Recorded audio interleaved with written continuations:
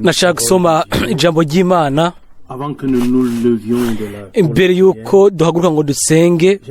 Nashaka gusoma muri Timoteyo wa kabiri igice cya gatatu, Timoteyo wa kabiri igice cya gatatu imirongo imwe duhereye ku wa mbere. Timoteyo wa kabiri igice cya gatatu umurongo wa mbere. Ariko umenye yuko mu minsi y'iherezo hazoba ibihe bigoye, uko abantu bazoba bikunda gusa, bakunda amahera, birarira, bibona, batukana, batumvira ababyeyi, intashima, abanegura iby'Imana, badakunda n'ababo, banka kuzura mu gifaransa atabwizigirwa, barementanya, batigarura, inkazi, badakunda ibyiza. Umurongo wa kane, abaguranyi, abahemuka, ngo ibirandamuke, abikakisha, bakunda ibibahimbara bakabirutisha Imana. Umurongo wa gatanu, bafise ishusho yo kubaha Imana ariko bahakana ubushobozi bwako. Abameze batyo wame batera ibitugu, kuko muri bo harimwo abagabo banyengetera mu mazu, bagatwara abagore batagira imitima, baremerewe n'ivyaha, batwagwa no kwifuza ku buryo bwinshi, bama biga ariko ntaho bashobora gushitsa kumenya ukuri. Umurongo w'umunani, kuko Yane na Yambure bagwanije Mose, niko nabo bagabo bagwanya ukuri. Abo bagabo nabononekaye ubwenge, babaye ibihombe ku kwizera. Umurongo w'icenda, mugabo ntibazoshobora kurengaho, ngo ntibazogera kure, kuko ubusazi bwabo cyangwa ubupfu mu gifaransa buzogaragarira abantu bose nk'uko ubwa bandi bwagaragaye. Ariko weho, umurongo w'icumi, wakurikiye neza ukwigisha kwanje n'ingeso n'imigabo n'ukwizera n'ugutarambirwa kwanje n'urukundo n'ukwihangana no guhamwa n'imibabaro nk'ivyambereye ko muri Antiokiya, muri Ikoniyo no muri Lusitira. Ivyo nihanganiye byose mpamwa, kandi byose umwami wacu arabinkiza. Amen. Umurongo wa 12, mbere abagomba bose kugenda bubaha Imana bari muri Kristo Yesu bazohamwa.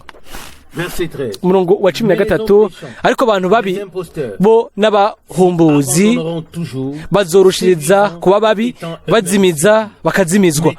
Ariko weho ugume mu byo wize, ngo ubure umwizigirwa ukabyizera, kuko uzi ababikwigishije.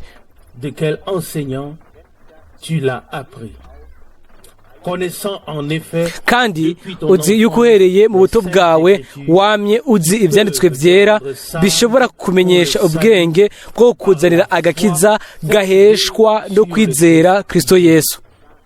Amen. Kumbure gushika hano iri jambo ryera kandi ry'igiciro ry'Imana, ibi ni by'igitangaza. Ndiyumvira yuko twebwe bendeta n'abashiki banje twese turiteguye, canke twovuga yuko twashitse ahantu, twashitse mu gihe ego mu bintu by'ukuri ko aya majambo asohoza nk'uko intumwa Pawulo yabyanditse hano, abyandikira Timoteyo. We nk'umuntu w'Imana yashoboye kubona ibyo, abibona bivuye ku Mana, kandi yarabonye yuko igihe kiri hafi cyane, kandi yuko ibintu byose byanditswe hano bizosohoza. Aho rero ndiyumvira yuko turabona ko ibintu byose birasohoza. sidabizi ariko ndibaza ko ntitugendagenda hamwe n'ibitambara bipfutse amaso, ariko turabona yuko Pawulo uwo muntu w'Imana arongowe na Mwemu Yera yashobora kuvuga imbere y'igihe ibintu, akavuga ibyo bintu imbere y'igihe. Ariko yaratumye abizera bagaba kuri ibyo bintu, atahurisha Timoteyo uwo bakorana, aramubwira ngo ariko weho ngo ufise icitegerezo, ngo ibyo kubyo ngo wowe wakurikiye neza ukwigisha kwanje n'ingeso zanje n'imigabo yanje no kwizera no kutarambirwa n'urukundo no kwihangana. uwo ni umurongo w'icumi. Ego nibyo ndibaza yuko nta kundi kuntu twobigenza kiretse kuba tworabira kuri abo bagabo badutanguriye, na cyane cyane tugafata umwami wacu nk'icitegerezo cacu, kuko Pawulo nawe ntiyarafise igihagararo coroshe, ariko yategerezwa guca mu nzira nyinshi zirimo ibibazo, mu kubabazwa kwinshi. Kandi aranavuga hano, akavuga ibyamushikiye i Antiyokiya, i Ikoniyo n'i Lusitira, akabandanya akavuga ngo abo bose bazoshaka, abo bose bagomba kubaho ubuzima buhimbara Imana bazotegerezwa kuzohamwa.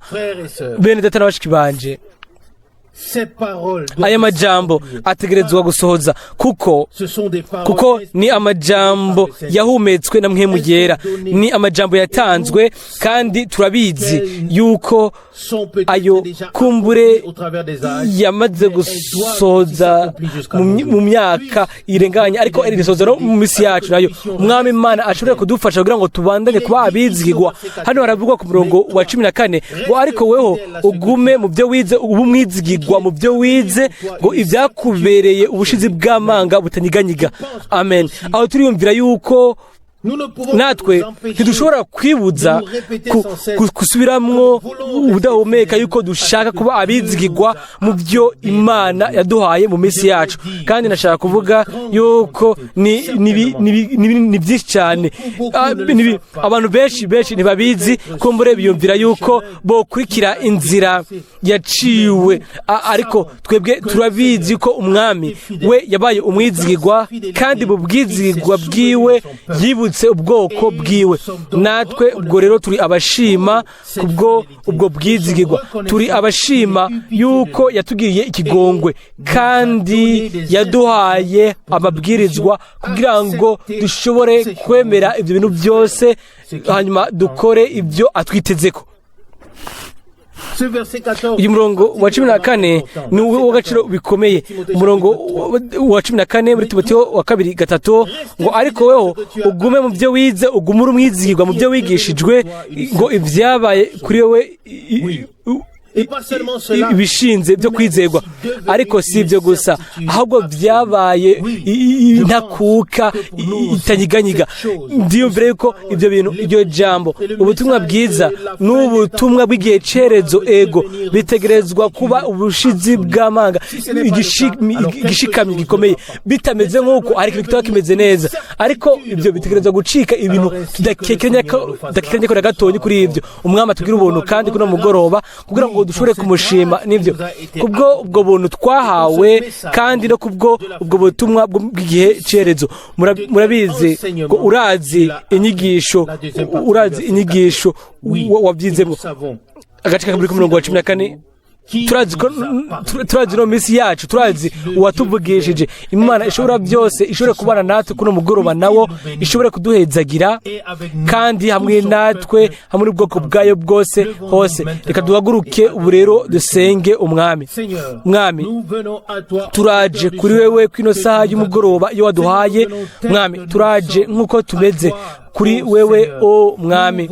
Turabona mwami yuko twashitse mu masaha ya nyuma, twashitse mu bihe bya nyuma. Mwami utureke dutere umugongo ibintu byose by'isi, ureke tukurabe wewe mwami, wewe watanguye kandi ari uzohereza ukwizera kwacu mwami, dushobore guhagarara mu kwizera, ukuguhimbara kube kuri twebwe mwami, dushobore kuba twuzuye ubushobozi bwawe buvuye mu ijuru buri munsi mu buryo bushasha. Wuzuze ubwoko bwawe, unyuzuze mwami, utwuzuze twebwe twese mwami. Twaje kugira ngo tuzanire izina ryawe ry'igiciro, amashimwe n'icubahiro mwami. Turaje kandi tuzanye n'umutwaro kubwa mushiki wacu Huchker nka o mukiza. Urazi inzira, urazi ibihe, urazi isaha, urazi igihe umuntu wese yomara ari hano ku isi, ariko umutegure nawe mwami. Niba ushaka umutahana umutegure mwami, kubwo ubwami bwawe, kubwo ubwiza bwawe. Iryo sengesho ryanje kuri no saa y'umugoroba.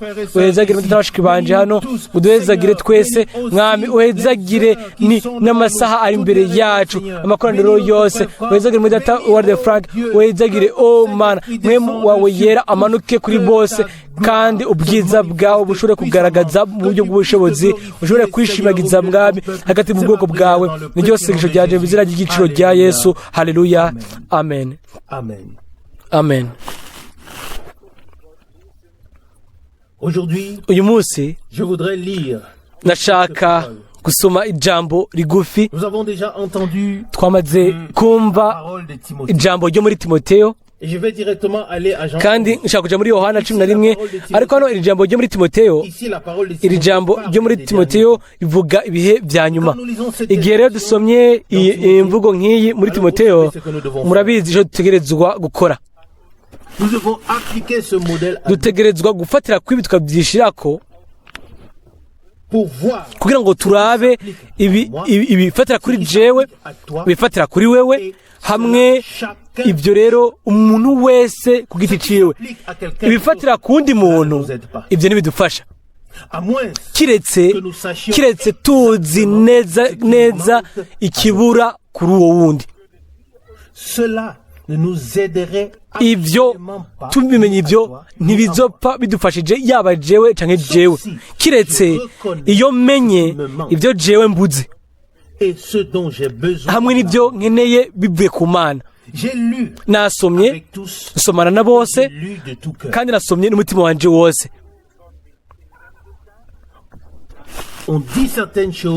Baravuga bimwe ku bana yuko bazoba abatumvira ababyeyi. Nibyo niko, kandi niko bigenda biba biciye ku bana. Ariko haranavugwa yuko ngo abantu bazoba bakunda amahera, bibona, batukana. None hano ni ikihe gifatira kuri jewe, ni ikihe gifatira kuri wewe? Ni hamwe n'iki mbega Imana ishaka kumpanurako? Hamwe n'iki Imana ishaka kuguhanurako wewe? Mbega ishaka kukubwira iki? Mbega ishaka kumbwira iki? Rero nashitse kw'indunduro yuko ataco bimara, yuko igihe ariko atangazwa ubutumwa batangura kugiranya ibintu babipimiya ku bandi. Ariko twari dukwiye kuvuga tuti mwami, mbega jewe ushaka kumbwira iki ukuri ibi? Kandi n'ibindi nabyo ibivugwa muri Timoteyo, ibyo twasomye. Igihe hano havuzwe Yane na Yambure, abo bahanze bagwanya Mose, uko niko abo bantu bagwanya ukuri, bafise impwemu ihungabanye, baba barabaye ibihombe mu kwizera. Abo bantu ni bande? Mbe ni jewe? Mbe ni wewe? Ni bande? Nous ne sommes certainement pas Moïse. Nta nkeka ntituri Mose. Oui, alors qui sommes-nous? None turi bande? Il y a donc effectivement quelques questions. hariho ibibazo bimwe bimwe dushobora kwibaza imbere y'amajambo nk'aya, hanyuma hakaca haza amajambo abwirwa Timoteyo ngo ariko weho ngo wakurikiye neza ukwigisha kwanje n'ingeso zanje n'imigabo yanje n'ukwizera kwanje n'ugutarambirwa kwanje n'urukundo rwanje hamwe n'ukwihangana kwanje. Timoteyo wa 2:3. Après avoir énuméré toutes ces inyuma yo gutondeka ibyo bintu byose domine les hommes, biba biganjije abantu bo muri kino gihe cerezo, et celui qui kandi n'est pas dominé umuntu par Dieu ataganjijwe n'Imana aba aganjijwe n'ibindi bintu, kandi ntaba agishobora kwiganzaho nyine ubwiwe. Ni umubabaro et un état dans lequel kandi personne ne nimero peut posséder lui-même. ahantu umuntu atari ashobora kwifasha ku bwiwe. Ariko S'adressant aux croyants, ibibwirwa bizera haravugwa tu as ngo pris ariko le modèle. weho S'adressant wakurikiye à neza. chacun individuellement. bibwirwa umuntu wese ku giti ciwe ngo ufite icitegererezo Mon ngo enseignement ku nyigisho yanje, et ma conduite. ingeso zanje, imigabo yanje, ukwizera kwanje, ukutarambirwa kwanje, urukundo rwanje n'ukwihangana kwanje, Et puis, hanyuma ngo no guhamwa kwanje n'imibabaro yanje, comme elles m'ont ngo nk'ibyambereye ko muri Antiyokiya n'ibindi n'ibindi. et le témoignage final est Igicinga nayo cya nyuma mais le Seigneur m'a ngo délivré ariko de toutes. umwami yankirabinkirije byose. Amen. Je crois qu'aujourd'hui Ndizera yuko uyu munsi tugize umugabane w'abo babohowe. Amen. Kandi absolument pas les seuls ntituri twenyine, ont été délivrés. ntituri twenyine twabohowe. Ishengero ryonyine ry'abakatolika ryonyine niryo ryizera ko ngo niryo ryonyine urashobora gukiza ngo Nous rikabohora. ne pensons pas Twebwe nitwiyumvira qu'une autre et yuko une ngo communauté ne uwundi peut mugwi irindi shengero avoir ngo rudashobora kubigiramwo umugabane, avoir part à la délivrance kugiramwo umugabane mu gubohoka by'agakiza. Ahubwo turizera yuko abo bose Imana yageneye agakiza bazokizwa, kandi iyo si ingingo y'umuntu. Nous tous, nous Twebwe twese twoshobora kunezerwa yuko twakirijwe kubwo buntu. Ariko haravuzwe hano s'adressant à des personnes, habwirwa abantu babiri, jewe nawe mwese ku giti ciwe, ariko weho ufite icitegererezo, wakurikiye neza ukwigisha kwanje, ingeso zanje, imigabo yanje, kwizera, ukutarambirwa, urukundo no kwihangana. Nshobore gushinga intahe ibyo mu buzima bwanje, mbega ndafise ukwizera, ndafise ukwihangana, mbega ndafise urukundo, dans les persécutions, mbega mu guhamwa, mu kumererwa nabi, les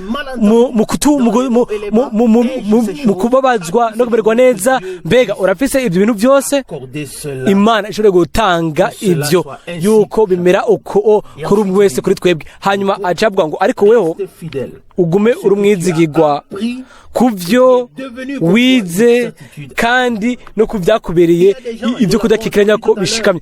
Twabyumvise umwanya uheze, hari abantu baba bashaka kuba biga ariko batigera bagira kumenya nyako. Misi yose bashaka kwiga ariko ntibigera na rimwe bashika kumenya nyabwo, kubera yuko ntibigishwa n'Imana, kubera yuko muri bo badafise umwigisha ari we mpwemu yera. Wo kwigisha bifatiye ku nyuguti, nimba mpwemu yera atari mu mutima nk'uwigisha kugira ngo ahishure iyo nyigisho y'Imana, ubwo rero twigishiriza ubusa kandi ntituzigera tugera ku bumenyi bwuzuye bw'ukuri. Ngo urazi kandi uzi wabikwigishije abakwigishije. Umurongo wa 15 akaca avuga ngo kandi uzi yuko uhereye mu buto bwawe wamye uzi ibyanditswe byera bishobora kukumenyesha ubwenge bwo kuzanira agakiza gaheshwa no kwizera Kristo Yesu.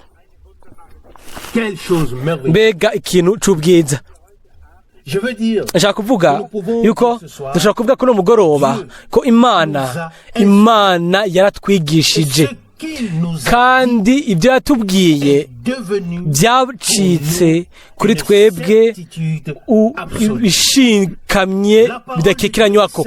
Ijambo ry'Imana niridakekeranywako, ntacyo bitwaye ingene rishobora kuba rimeze, ryoba rigoye gutahura canke ryoroshe, ibyo ntacyo bivuze. Nimba twabyawe n'Imana kandi mwemwe w'Imana akaba atwigisha imbere muri twebwe, enseigné selon la parole de Dieu. twigishwa nk'uko ijambo ry'Imana rivuga. Il y a véritablement Rero des gens, haba hariho abantu mu by'ukuri vous n'allez pas le croire, ntimuza kubyizera qui sont plus spirituels ari ab'imwemu que cyane nous tous qui sommes assis ici. gusumba twebwe twese turi hano. On peut être seulement dans la prétention, woshobora kuba ari byo wibaza gusa byikanga akaba mu kubyikanga ngo ni ab'imwemu, ariko ils le pensent vraiment, bakabyumvira uko ils en sont convaincus. bakaba babyemezwa Personne ne peut les en kandi dissuader. nta muntu n'umwe ashobora kubibakurako, ariko Sentiments, les véritables dispositions ibyiyumvo spirituelles nyabyo bya mwemu, inyifato nziza ya mwemu igaragara aho umwami ashobora kuba ashikira ibyo yemerewe byose neza, aho ijambo ryiwe ryabaye kuri jewe no kuri twebwe no kuri wewe bidakekeranya ko bishinzwe. pas des hommes qui ont parlé. turatabura yuko atari abantu bavuga biraritse, ariko bakaba bavuze basunitswe na mwemu yera. Il est dit de notre Seigneur au aravuga ku mwami wacu mu butumwa bwiza bwa Yohana igice 3. nous n'y venons pas maintenant. ntituza kubijamwo ubu, ariko tuja ku murongo wa 11, ariko hariya muri Yohana 3 umurongo wa 2 haravugwa yuko ngo turabizi yuko uri umwigisha yavuye ku Mana, Car personne ne kuko peut faire ata les muntu ashobora gukora ibitangaza ce que tu as fait. nk'ibyo wakoze. Ont-ils accepté ariko l'enseignement? mbega baremeye inyigisho yiwe? Oya. Tu es un enseignant ngo turabizi yuko uri umwigisha avuye ku Mana, turabizi yuko ufite ubukozi bw'Imana, turabizi yuko inyigisho ari y'ukuri, mais ensuite vient ariko hanyuma hacaza ngo nous ariko savons ngo bien ariko sûr, nous savons ngo turazi ngo ariko nous le sachions. ngo naho tubizi twebwe twicira ku ruhande.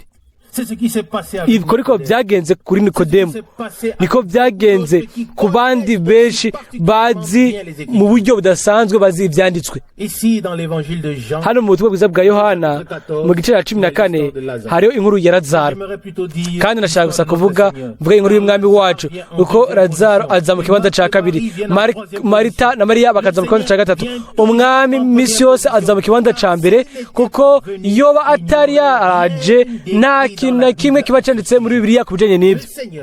Umwami, amen. Umwami yaba umwami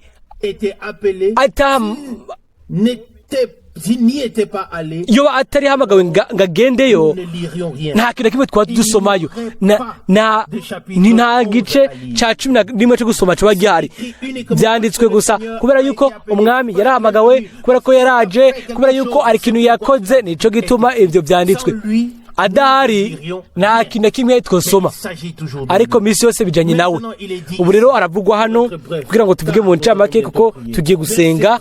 Umurongo wa 34, Yohana 11:34, arabaza ati mwamutaye hehe? Bati mugenzi ngwino urabe. Umurongo wa 35, Yesu ararira. Niwo murongo mugufi je kuvyonzi muri Bibiliya yose ngo Yesu ararira. Ni umurongo wuzuye kuri jewe, ni igice cyuzuye. Ibyo byaramukoze ku mutima.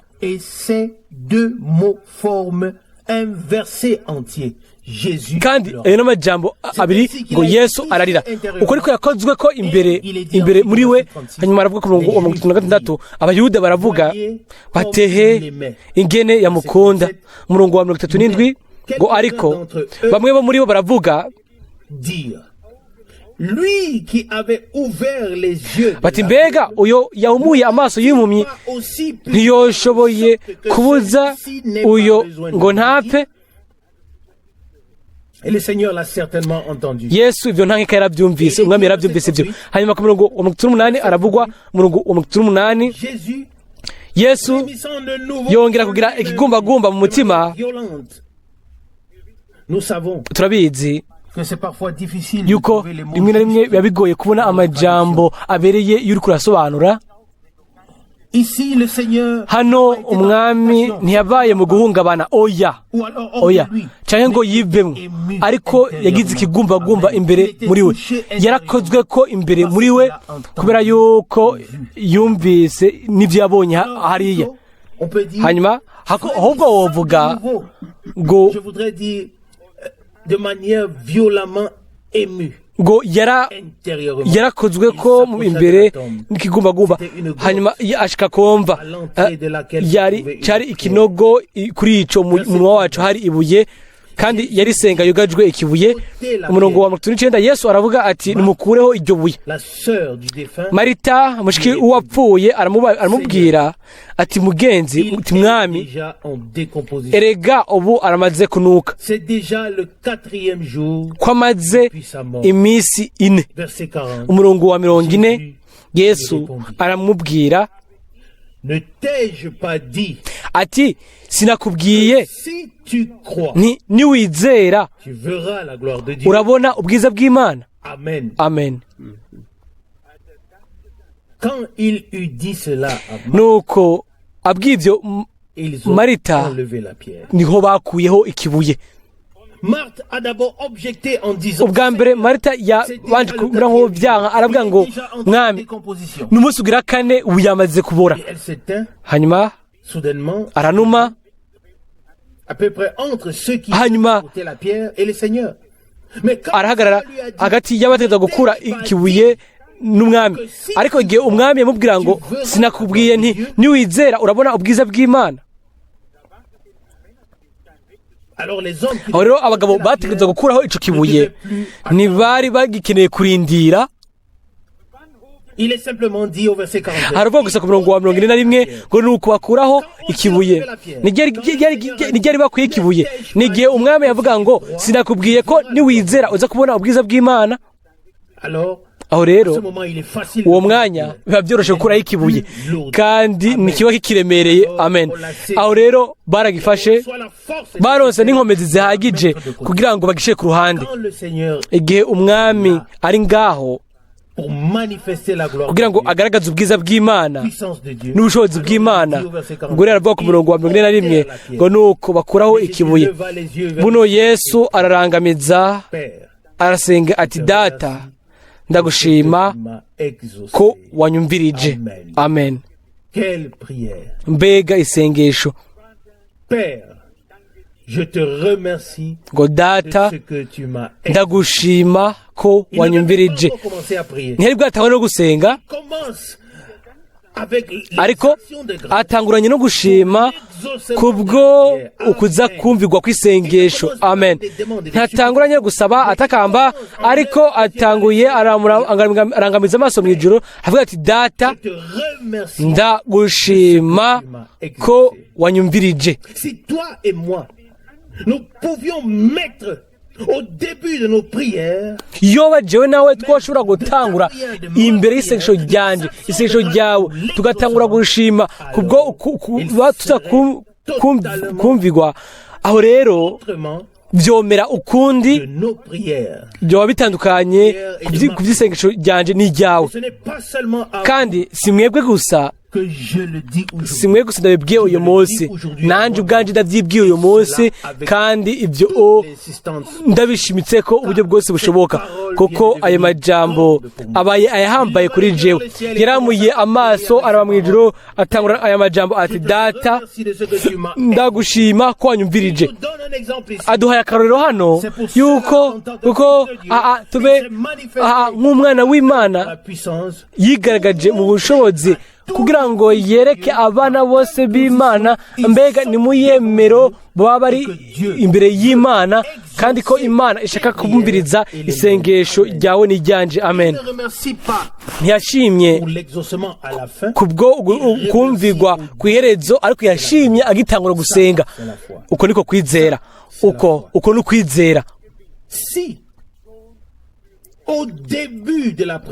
Yoba ku ntango yisengesho twoshima ko tuza kumvigwa. Amen. Aho rero acavuga umurongo wa 42 ati jewe nari nsanzwe nzi kunyumviriza ubudasiba, ariko mbivugishijwe n'ishengero rihagaze ngaha kugira ngo bizere ko ari wewe wantumye.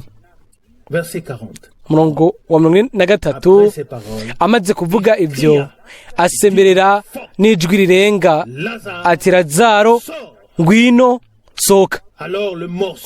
Uwari yapfuye arasohoka amen. les jambes et les bras enveloppés de azingiriwe kw'impuzu ku maguru no ku maboko n'igitambara gifutse mu maso hiwe. Jésus leur dit, Yesu arababwira détachez-le, ati ni mumuhamburure, laissez-le mumureke venir. aze agende. C'est une chose merveilleuse. Iki ni ikintu cy'igitangaza cyabaye hano. Permettez-moi de le dire encore une fois. Munyemerere ndabivuge irindi rimwe. Si le Seigneur Umwami n'était pas venu ici, yaba ataje hano, ne serait pas écrit. iki gice nticyari kwandikwa. S'il n'était pas entré dans ta vie et dans la vie, Yaba atinjiye mu buzima bwawe n'ubwanje, ne s'était pas révélé à yaba toi et à moi, atakwishura nanjye ngo anyishurire, s'il n'avait pas parlé avec toi et avec moi, yaba atamvugishije nawe ngo akuvugishe, nous ne serions aho rero ici ntituba aujourd'hui. twicaye hano uyu munsi hano, kandi ntituba dushobora kwizera amajambo yiwe, igikorwa ciwe hamwe n'imvugo yiwe. C'est pourquoi. Nico gituma Et pourquoi cela? mbega ivyo kubera iki? Pourquoi nous sommes ici? Kubera iki mbega turi hano? Ni kubera yuko Venu dans yaraje aza mu buzima bwawe no mu buzima bwanje. Nico gituma jewe nawe déjà dans cette parole ubu kugira ubu muri no jambo l'expression dushobora gufata iri jambo qui dit Mwene Data avuga ngo que tous les fils ngo et filles de Dieu abana bose b'abahungu n'abakobwa b'Imana sont une partie de la ni parole de Dieu. igice c'ijambo ry'Imana. Dit, vous êtes déjà dans la Bible. Avuga Vous ngo n'avez pas besoin muri d'y mwageze insérer. mwageze Vous y muri musanzu muri Bibiliya ntimukeneye gushigwayo, ariko mutegerezwa gusa kumenya igihagararo canyu muri Kristo hanyuma mukagifata. Et si Dieu pouvait y Kandi Imana ishoboye kubigirako kuri jewe no kuri wewe no kuri twebwe twese, yaba yashoboye kubikora que nous puissions le voir, tugashobora kubibona, que nous, fils et filles de twebwe Dieu, abahungu n'abakobwa puissions b'Imana tugashobora kubona que nous sommes déjà ici yuko dans la Bible, turi hano muri Bibiliya bihuje mu kugirana imigenderanire n'Imana mu bwami bwiwe, mu ishengero ryiwe, tukaba turi mu mubiri wa Kristo, tukaba turi ingingo zigize umubiri wa Kristo. point de vue de Dieu. Uko Imana ibona ibintu Déjà ici dans la Bible. turi ngaha muri Bibiliya, kandi Imana iduhaye ubuntu bwayo. J'espère qu'il le fera très bien. Ndizigera yuko izo bikora vuba, kandi ko yeshura mu bushobozi bwiwe bwayo buhambaye n'ubwiza bwiwe bwinshi. Cette parole ou ces paroles, Iri jambo, aya majambo twihweje hano kuri umugoroba ashobore gushikira imitima yacu, que nous puissions trouver kandi dushobore kugirwa ubuntu imbere y'Imana, tuvuge Je te remercie. tuti data ndagushimira yuko wanyumviye, Si nous savons wanyumvise. Iyo abatuzi ibyo dutegereza gusenga, tukaba tuzi yuko isengesho riri mu kugomba kw'Imana, le Seigneur savait, umwami wacu yarazi impamvu. les uns disaient, lui qui a Bamwe baravuga ngo umwe yugura amaso y'impumyi, mbega ntiyari gukora ku buryo bw'uko uyu muntu atashobora gupfa. il a fait encore plus.